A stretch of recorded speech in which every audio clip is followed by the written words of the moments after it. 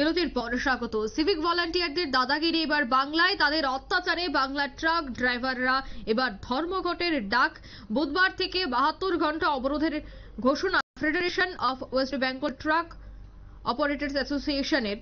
পূজার আগে এই রাজ্যের বাজারেও পড়তে পারে তার যথেষ্ট প্রভাব, আশঙ্কা আমজনতার। বিস্তারিত জানবো, টেলিফোন লাইনে যুক্ত হয়ে গেছে নিউজ ভ্যানগার্ড প্রতিনিধি সম্রাট চৌধুরী। সম্রাটদা, সিভিক ভলান্টিয়ারদের অত্যাচারে এবার ট্রাক ড্রাইভারদের ধর্মঘটের ডাক, 72 ঘন্টা অবরোধের ঘোষণা, কতটা প্রভাব পড়তে পারে রাজ্যে? দেখো অঙ্কিতা, আগামীকাল থেকে বুধবার থেকে ওয়েস্ট বেঙ্গল মানে পশ্চিমবঙ্গের যে ট্রাক চালকরা 72 ঘন্টার জন্য শুক্রবার পর্যন্ত ধর্মঘটে যাচ্ছেন। তাদের 7 দফা দাবি রয়েছে, তার মধ্যেই অন্যতম দাবি হচ্ছে সিভিক ভলেন্টিয়ার সহ বিভিন্ন সরকারি পদাধিকারীর যে নানা রকম যাতায়াতের সময় যে বিভিন্ন রকম হেনস্থা করে। এর পেছনে অবশ্য কারণও রয়েছে। এর পেছনে মূল কারণ রয়েছে যে অতিরিক্ত পণ্য বহন। ট্রাক চালকরা মালিকদের চাপে পড়ে অতিরিক্ত পণ্য বহন করতে হয়, এবং সেটা নিয়েই কিন্তু সিভিক ভলেন্টিয়ার সহ যে বিভিন্ন রকম কর আধিকারিক রয়েছেন বা ট্রাফিক আধিকারিক, পুলিশ সহ বিভিন্ন আধিকারিক, মূলত অভিযোগ সিভিক ভলেন্টিয়ারদের থেকে। তো এরকম হেনস্থার প্রতিবাদী এরা কিন্তু 72 ঘন্টার ডাক দিয়েছেন। এতে 7 দফা দাবি রয়েছে, বিভিন্ন ধরনের দাবি রয়েছে সরকারের কাছে। মূলত হেনস্থার প্রতিবাদ এবং যে অতিরিক্ত পণ্য পরিবহন করতে বাধ্য করা চালকদের, সেটি তার প্রতিবাদে।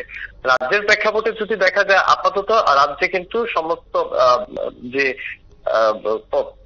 খাদ্য সামগ্রী থেকে শুরু করে তেল, সেগুলি কিন্তু আমাদের এখানে প্রায় 15 দিন থেকে 1 মাস বা তার বেশি সময়ের জন্য কিন্তু মজুদের ভান্ডার রয়েছে। যদিও আজকে কি পরিস্থিতি সঠিক এখনো তথ্য উঠে আসেনি, সেই তথ্য এখনো হিসেব নিকেশ হয়নি। যথেষ্ট পরিমাণে খাদ্য সামগ্রী এবং যে জ্বালানি তেল মজুদ থাকে।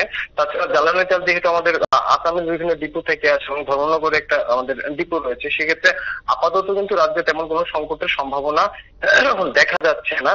হ্যাঁ, তবে শুক্রবারের পর থেকে যদি এই ধর্মঘট যদি আরো বাড়তে থাকে, তাহলে কিন্তু সমস্যা অবশ্যই বাড়তে পারে। অঙ্কিতা, একদম ধন্যবাদ সম্রাটদা। সিভিক ভলান্টিয়ারদের অত্যাচারে এবার বাংলায় ট্রাক ধর্মঘট, 72 ঘন্টা চলবে এই ট্রাক ধর্মঘট। 7 দফা দাবিতেই এই ধর্মঘটের ডাক দেওয়া হয়েছে। এখন দেখার বিষয় এই আন্দোলন থামাতে কতটা তৎপর হয় নবান্ন। নিয়ে নিচে ছোট্ট একটি বিজ্ঞাপন বিরতি, সঙ্গে থাকুন।